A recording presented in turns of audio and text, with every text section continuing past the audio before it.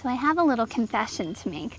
The last time I saw Sarah, we put the squash vine borer barriers in place, and then I told her she didn't need to worry about anything until it was time to harvest her squash.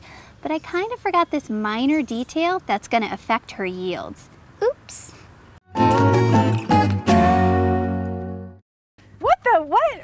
What are you talking about? I think you're slipping in your old age, Miss Birthday Girl. So what's going on with my squash? It's not a huge deal, but sometimes squash can suffer from poor pollination, so you have to hand pollinate them. Pollinate it myself, huh? Do I look like a bee to you?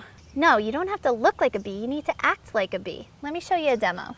If you begin to notice immature squash turning brown and rotting on the vine before they reach maturity, you may have a pollination issue. So you can pollinate the blooms by hand. First, determine the difference between male and female flowers on your squash plants. Female flowers have what looks like a small fruit at the base of the flower, while males have nothing. Male flowers will never produce any fruit. Next, pick a male flower and pull off all the petals, exposing the inner stamen and anther, which are covered in pollen. You've now created a pollen brush.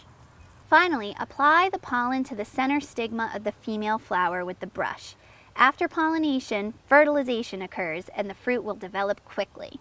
Keep in mind that there are many more male blossoms on a squash plant than female blossoms.